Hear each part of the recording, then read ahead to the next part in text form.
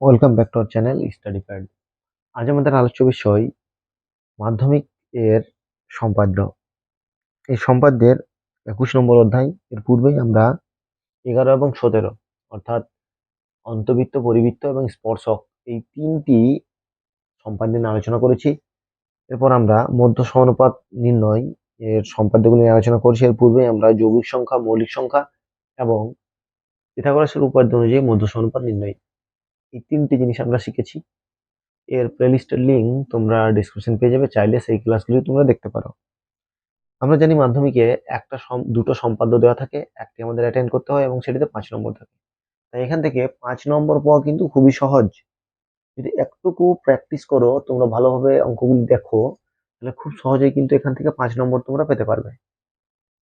আর এই আজকের যেটা আমরা শিখবো সেটা হচ্ছে মধ্য সমানুপাতের মধ্যেই, এবং সেটা হচ্ছে আয়তক্ষেত্রের সমান একটি বর্গক্ষেত্র অঙ্কন। আয়তক্ষেত্রে দুটি বাহু পরস্পর বিপরীত বাহুগুলি সমান থাকে, তাহলে সেই ক্ষেত্রে আমরা মধ্য সমানুপাত যদি বের করি, তাহলে ওই আয়তক্ষেত্রের দুটি বাহু দিয়ে মধ্য সমানুপাত নির্ণয় করে সেখান থেকে বর্গক্ষেত্র অঙ্কন করতেই পারি। এবং সেই পদ্ধতিটা কি, কেমন ভাবে আমরা শিখবো, এখানে তোমাদের বইয়ের যদি 282 পাতা দেখো, তাহলে একটা আলোচনা করা আছে। এখানে দেখো 6 সেমি এবং 3 সেমি দুটি বাহু বলেছে। তাহলে আমরা আয়তক্ষেত্র মানে একটা 90 ডিগ্রি কোণ আমাকে অঙ্কন করতে হয়। একটা কোণ সমকোণ করলে বাকি কোণগুলো সমকোণ হয়ে যায়, কারণ বিপরীত বাহুগুলি সমান। তাহলে যে কোনো একটা বাহু অঙ্কন করার পর সেখানে একটা 90 ডিগ্রি কোণ, তারপর 6 সেমি একটি বাহু কেটে নিলাম, তারপর উপর দিকে যে বাহুটি পেলাম সেটিতে আমি কত 5 সেমি কেটে নিলাম। ঠিক আছে, এরপর আমরা এখান থেকেও 5 সেমি কেটে নিয়েছি, যেখানে এটা ছেদ করেছে সেখান থেকে আবার 6 সেমি কেটেছি। তাহলে একটা আয়তক্ষেত্র অঙ্কন হয়েছে। আয়তক্ষেত্র অঙ্কন করার পরেই এই যে আয়তক্ষেত্রের দ্বিতীয় বাহুটা যেটা আছে, লম্বা যে রূপে যে বাহুটা রয়েছে, সেটার মাপ করে আমরা এখানে কেটে নিয়েছি। কাটার পর অর্ধেক বেশি বৃত্তচাপ নিয়ে যেমন নিয়ম, ঠিক সেই নিয়মেই আমরা কিন্তু করেছি। তাহলে এটি আমাদের করার প্রয়োজন হচ্ছে না, কারণ এটা করা আছে। আমরা দ্বিতীয়টা দেখব, 6 নম্বর যে প্রয়োগ সেটা দেখবো। দেখো 6 নম্বর প্রয়োগে কি বলা হয়েছে, যে 7 সেমি ও 4 সেমি প্রস্থ বিশিষ্ট একটা আয়তক্ষেত্রাকার ক্ষেত্রের সমান ক্ষেত্রফল বিশিষ্ট একটা বর্গক্ষেত্র অঙ্কন করি। তাহলে 4 এবং 7, এই 7 এবং 4 দিয়ে একটা অঙ্কন করি, এবং সেটা কিভাবে বর্গক্ষেত্র অঙ্কন হচ্ছে সেটা আমরা দেখে নিই। তাহলে প্রয়োগ হচ্ছে 6। আমরা এর পূর্বের যে প্রয়োগগুলো আছে সেগুলো নিয়ে কিন্তু আগে আমরা ক্লাস করেছি।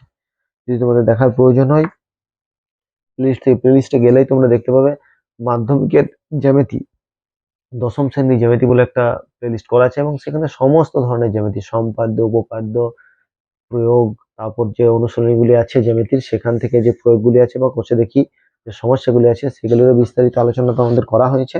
সেগুলি তোমরা ওখান থেকে দেখলেই অনেক তোমাদের জ্যামিতির নাম্বারটা মাধ্যমিকে 22 নম্বর থাকে, সেখান থেকে তোমার ম্যাক্সিমাম নাম্বারটাই পাওয়া সম্ভব হবে। তাহলে প্রথমে আমরা দুটি বাহু অঙ্কন করি, 4 এবং 7। তাহলে 4 সেমি এবং 7 সেমি।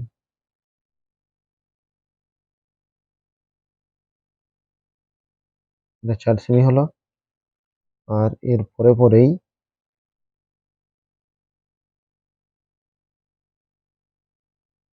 এটা 7 সেমি। ঠিক আছে, তাহলে 4 সেমি আর এটা হলো 7 সেমি। ঠিক আছে, এরপর আমরা যে কোনো একটা বাহু অঙ্কন করব। ঠিক আছে, যে কোনো একটা, একটু বাম চাপে খাতাটা অঙ্কন করবে, কারণ এখানে সমদ্বিখণ্ডিত হওয়ার পর উপরে গিয়ে বর্গক্ষেত্রটা অঙ্কন হবে। তাহলে এখানে আমার কি করতে হবে, একটা 90 ডিগ্রি কোণ তোমাকে অঙ্কন করতেই হবে, কারণ আয়তক্ষেত্র অঙ্কন করব। তাহলে প্রথম কাজ হচ্ছে এখানে একটা 90 ডিগ্রি কোণ অঙ্কন করা। সরি,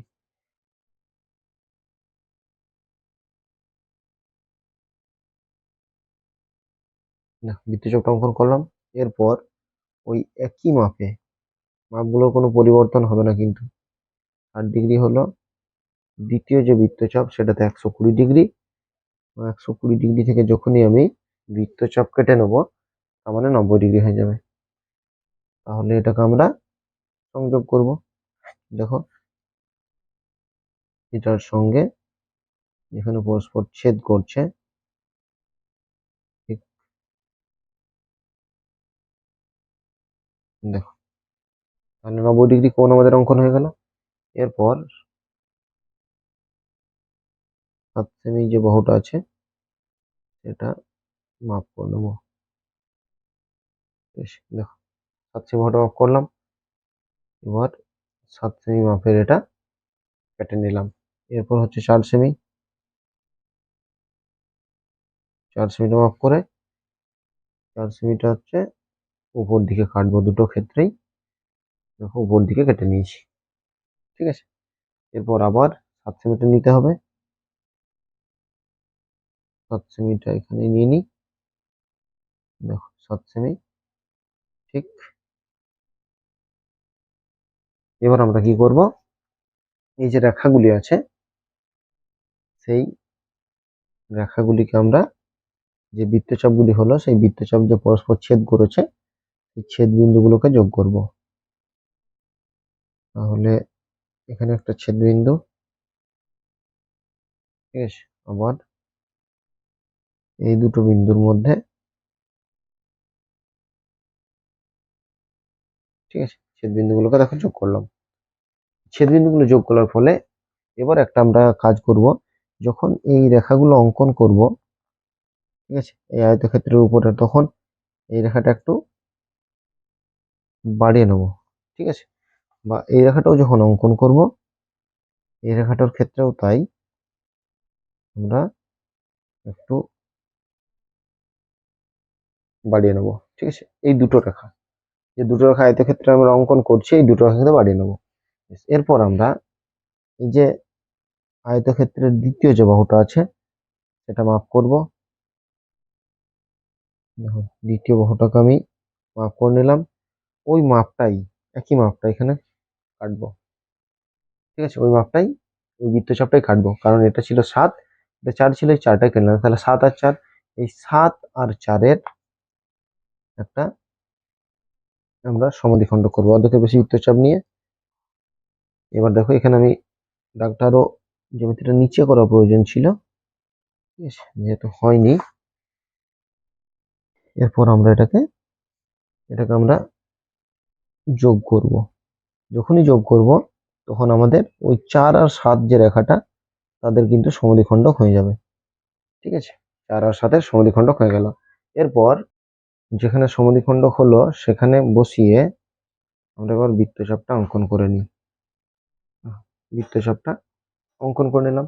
এই বৃত্তচাপটা যখন অঙ্কন করলাম তখন এই যে 90 ডিগ্রি কোণ আমরা আঁকছিলাম, এটা তো 7 সেমিটা, তাহলে এখানে আমরা 90 ডিগ্রি কোণ, যেহেতু এটা আয়তক্ষেত্র সেহেতু 90 ডিগ্রি যে কোণটা সেটা আঁকার প্রয়োজন নেই। তাহলে কি করলাম আমরা, এই যে আয়তক্ষেত্রের রেখাটাকে বর্ধিত করে দিলাম, বর্ধিত করার ফলে বৃত্তচাপকে একটা বিন্দুতে ছেদ করেছে। এবার এটার আমরা পরিমাপ করব। দেখো এটার আমরা পরিমাপ করলাম। এই পরিমাপ করে আমরা সব দিকেই কাটবো। এটা হচ্ছে একটা বৃত্তচাপ, এখান থেকে বসিয়ে উপরে একটা বৃত্তচাপ, আর এখানে যেখানে ছেদ করেছে সেখান থেকে বসিয়ে একটা বৃত্তচাপ। তাহলে এই বৃত্তচাপগুলোকে আমরা এবার কি করব, সংযোগ করব। দেখো এই বৃত্তচাপগুলোকে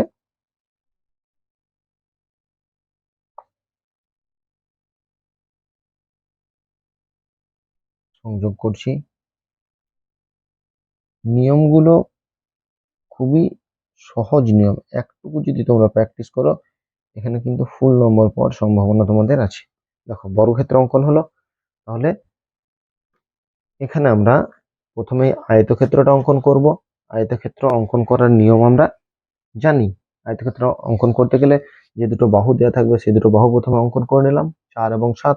এই 4 আর 7 দিয়ে প্রথমে আয়তক্ষেত্রটা অঙ্কন করব। আয়তক্ষেত্র অঙ্কন করতে গেলে কি করতে হবে, যে কোনো একটা বাহু নিতে হবে, যে কোনো বাহু নিয়ে প্রথমেই 7 সেমিটাকে কেটে নিতে হবে। আর কি করতে হবে, আয়তক্ষেত্রের একটা কোণ সমকোণ মানে 90 ডিগ্রি হবেই, তাহলে 90 ডিগ্রি একটি কোণ আমি অঙ্কন করে নেবো। তাহলে 90 ডিগ্রি যখন কোণ আমি অঙ্কন করলাম তার মানে 90 ডিগ্রি কোণ এখানে হয়ে গেল। তারপর 7 সেমিটা কেটে নিয়েছি, 7 সেমি কাটার পর যে 4 সেমি বাহুটা আছে সেটা উপরের দুটি অংশ দেখো কেটে নিয়েছি, উপর দিকে কেটেছি দুটো বৃত্তচাপ।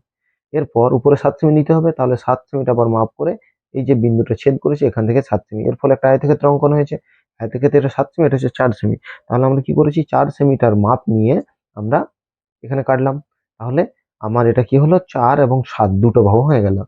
এই দুটো বাহু 7 সেমিতে আমরা 90 ডিগ্রি কোণ কি, তার জন্য আমরা যখন আয়তক্ষেত্র অঙ্কন করব, এই যে রেখাটা, উপরের রেখাটা এবং ডান দিকের রেখাটা দুটো একটু বড় করে অঙ্কন করে নেবো। ঠিক আছে, বড় করে অঙ্কন করে নিলাম। অঙ্কন করার ফলে 4 আর 7 এর মধ্য সমানুপাতি করতে হবে। তাহলে 4 আর 7 এর আমরা অর্ধেকের বেশি বৃত্তচাপ নিয়ে প্রথমে সমদ্বিখণ্ড করে নিলাম। সমদ্বিখণ্ড করার পর এখানে মধ্যবিন্দু থেকে আমরা অর্ধবৃত্তটা অঙ্কন করলাম। অর্ধবৃত্তটা যখনই অঙ্কন করলাম, তখন এই আয়তক্ষেত্রের যে বর্ধিতাংশ সেখানে একটা বিন্দুতে ছেদ করেছে। তাহলে এটার পরিমাপ করবো, এটাই হচ্ছে মধ্য সমানুপাত। মধ্য সমানুপাতটা যখন আমার বেরিয়ে গেল, মধ্য সমানুপাত যখন বেরিয়ে গেল, সেটার মাপ করে আমরা চারদিকে কেটে নিলাম। এর ফলে বর্গক্ষেত্র অঙ্কন হয়ে গেল। এই 4 আর 7 এর মধ্য সমানুপাতটি হচ্ছে, এই 4 আর 7 এর মধ্য সমানুপাতটি দেখা হবে 5.3। ঠিক আছে, 5.3 প্রত্যেকটা ক্ষেত্রেই তাই হয়েছে 5.3। তাহলে 4 আর 7 এর মধ্যে সমানুপাত হচ্ছে 5.3। তাহলে প্রথমেই আমরা যেগুলো পেয়েছি সেগুলোর একটা নাম দিয়ে দিই। ঠিক আছে, তাহলে এখানে হচ্ছে তোমার এ এক্স একটি রেখা নিয়েছি, এখানে বি অংশ কেটে নিয়েছি, তাহলে এ বি, এখানে হচ্ছে সি, এখানে হচ্ছে ডি, একটা আয়তক্ষেত্র এ বি সি ডি। এই এ বি সি ডি আয়তক্ষেত্রের আমরা এখানে এই বি সি এর সমান করে একটা অংশ কেটেছি, তার নাম দিলাম আমরা এম।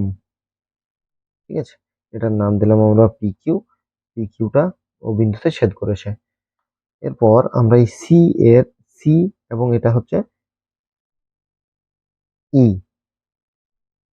সিই এর পরিমাপ করে আমরা সি এফ এবং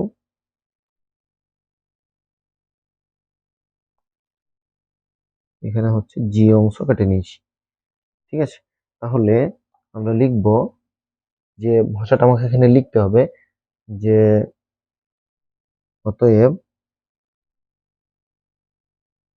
4 সেমি ও 7 সেমি বাহু বিশিষ্ট আয়তক্ষেত্র, আয়তক্ষেত্র অঙ্কন করে ওই আয়তক্ষেত্রের সমান ক্ষেত্রফল বিশিষ্ট একটি বর্গক্ষেত্র অঙ্কন করলাম। অতএব আমরা লিখতে পারি যে আয়তক্ষেত্র A B C D equal to বর্গক্ষেত্র সি ই এফ জি, অন্য নামও আমরা দিতে পারি। দুটো কিন্তু ক্ষেত্রফল সমান, বারবার বলছি দুটো কিন্তু ক্ষেত্রফল সমান। তাহলে আমরা লিখতে পারি এত ইকুয়াল টু এত, এই ক্ষেত্রফলটা লিখে দিই, এত ক্ষেত্রফল ইকুয়াল টু এত এর ক্ষেত্রফল।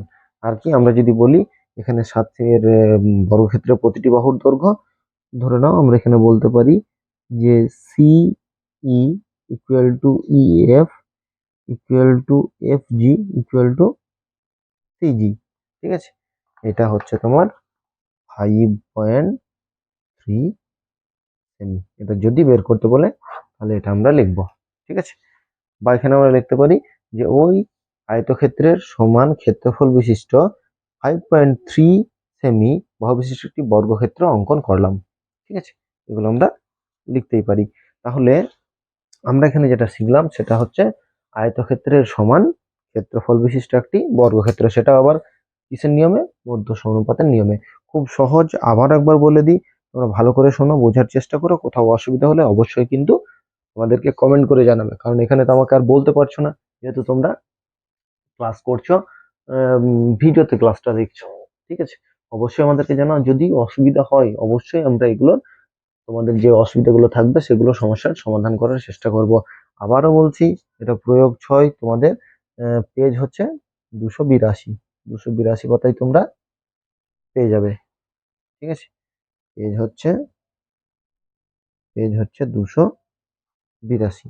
282 পাতায় তোমরা এই প্রয়োগটা কিন্তু পেয়ে যাচ্ছ। ঠিক আছে, তাহলে প্রত্যেকটা তাহলে প্রথমে যেটা হবে, দুটো বাহু কিন্তু দেওয়া থাকবে। তাহলে দুটো বাহু মানে কি, আয়তক্ষেত্র দেওয়া থাকবে। দুটো বাহু তার মানে আয়তক্ষেত্র পরিমাপটা দেওয়া থাকবে, দুটো বাহু পরিমাপ। তাহলে প্রথমে একটা যে কোনো বাহু অঙ্কন করে প্রথমে 90 ডিগ্রি কোণটা অঙ্কন করে নেবো। 90 ডিগ্রি কোণটা যখনই অঙ্কন হয়ে গেল, মানে সেখান থেকে একটা আয়তক্ষেত্র অঙ্কন করতে পারবো। আয়তক্ষেত্র যখন অঙ্কন হলো, তার মানে আয়তক্ষেত্রের দুটো বাহু, মানে দুটো বাহু বলতে একটা হচ্ছে এই দীর্ঘ বাহুটা আর একটা হচ্ছে ছোট বাহুটা। তাহলে দীর্ঘ বাহু যেটা আছে সেটা হচ্ছে হরাইজন্টালি আছে, এটা হচ্ছে ভার্টিক্যালি উলম্বভাবে আছে। তাহলে উলম্ব হরাইজন্টালি যে বাহুটা আছে সেটা আগেই তো পরিমাপ আমরা জানি। তারপর আমরা এই উলম্ব বাহুটাকে পরিমাপ করে সেই অংশটা কেটে নিলাম। তাহলে এখানে 7 এবং 4 দুটো বাহু আমরা পেয়ে গেলাম। 4 আর 7 মানে √28 যে মধ্য সমানুপাত করা নির্ণয় সেটাই। তাহলে এখানে 4 এবং 7 যখন পেয়ে গেলাম, তাহলে দুটোর মধ্য সমানুপাত করবো। তাহলে অর্ধেকের বেশি বৃত্তচাপ নিয়ে আমরা উপর নিচে কাটলাম, এর ফলে মধ্যবিন্দুটা পেলাম। মধ্যবিন্দু যখনই পেলাম তখন একটা অর্ধবৃত্ত অঙ্কন করলাম। আর একটা যখন আমরা আয়তক্ষেত্র অঙ্কন করবো, আয়তক্ষেত্রে অবশ্যই এই উপরের বাহু এবং ডান দিকের বাহু দুটো একটু বড় করে টানবো। তাহলে কি হবে, দ্বিতীয়বার আর আমার টানার প্রয়োজন হবে না। এর ফলে যখনই অর্ধবৃত্তটা অঙ্কন করব, তাহলে এটা কি হবে, একটা বিন্দুতে টাচ হয়ে যাবে। তাহলে যে বিন্দুতে টাচ হলো এই পরিধিটাকে, মানে অর্ধবৃত্তটাকে, সেখান থেকে এই যে বিন্দুটা সেটার পরিমাপ করব, পরিমাপ করে চারদিকে কাটবো। যখনই পরিমাপ করবো এই বিন্দু থেকে দুদিকে কাটলাম, একটা জি একটা ই, এবং ই থেকে যখন কাটলাম তখন এফ, এবং জি থেকেও এফটা কাটলাম। তাহলে এখানে দুটো সমদ্বিখণ্ডক করলো, দুটো সমদ্বিখণ্ডক করার ফলে এই দুটোকে চারটে বিন্দুকে আমরা সংযোগ করলাম। চারটে বিন্দু যখনই সংযোগ হলো, এর পরিমাপ কত, 5.3। এই বাহুগুলো হচ্ছে 5.3 করে। এই বাহুটা কত, এটা হচ্ছে 7 সেমি, এটা 7 সেমি। এই বাহুটা কত, 4 সেমি। এই বাহুটা হচ্ছে 5.3 সেন্টিমিটার। এটা কিন্তু অ্যাপ্রক্স প্রায়।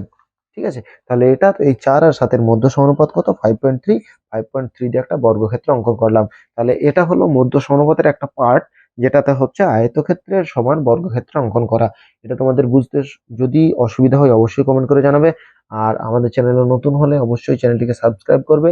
আর আমাদের চ্যানেলের যে জ্যামিতিক যে ক্লাসগুলো আছে, সেটা অন্যান্য অধ্যায়, পরিমিতি, ত্রিকোণমিতি, পাটিগণিত, বীজগণিত, সমস্ত কিছুই তোমরা লিস্টে কিন্তু লিঙ্ক পেয়ে যাবে, ডেসক্রিপশনে প্লে লিস্টের লিঙ্ক পেয়ে যাবে। সেখান থেকেও সেই সকল ক্লাসগুলি দেখতে পারো। এবং ক্লাসগুলি যদি উপকারে লেগে থাকে ও ভালো হয়ে থাকে, অবশ্যই বন্ধুদের মধ্যে শেয়ার করবে, যাতে তারাও উপকৃত হয়। অঙ্কে সকলেই ভালো মার্কস পায়, এটাই আমাদের লক্ষ্য।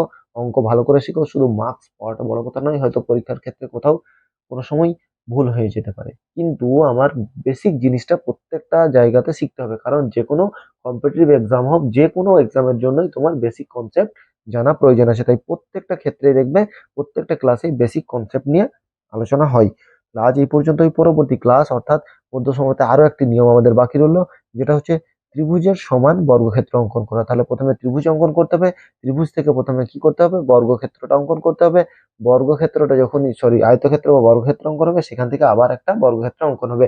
তাহলে এখানে এটা হচ্ছে ক্লাস 9-এ যে ত্রিভুজের সমান যে চতুর্ভুজ অঙ্কন করেছো, সেই পদ্ধতিটা এখানে ইউজ করতে হবে। তাহলে প্রত্যেকটা ক্লাসের ত্রিভুজ অঙ্কন গুলো বা চতুর্ভুজ অঙ্কন গুলো, মানে 7 থেকে নিয়ে 10 পর্যন্ত প্রত্যেকটার সঙ্গে একটা রিলেটেড। 7-এ যেটা শিখছো ত্রিভুজ অঙ্কন বা চতুর্ভুজ অঙ্কন, সেটাও কিন্তু আবার 9-10 এসে কাজে লাগছে। তাই 7-এরও ক্লাসগুলো আমি দিচ্ছি, দেখবে এখানে ত্রিভুজ অঙ্কন, চতুর্ভুজ অঙ্কন নিয়ে ক্লাসগুলো 7-8-এর প্রত্যেকটা সম্পাদ্য এবং জ্যামিতিক আলোচনা হচ্ছে। যদি এখানে অসুবিধা হয় তাহলে সেই ক্লাসগুলিও তোমরা একবার দেখে নেবে। আজ এই পর্যন্তই, পরবর্তী ক্লাস নিয়ে খুব শীঘ্র হাজির হবো। ততক্ষণ পর্যন্ত সকলকেই ধন্যবাদ। সবার দিন ভালো হোক, ভালো থাকো, সুস্থ থাকো, ভালো করে পড়াশোনা করো।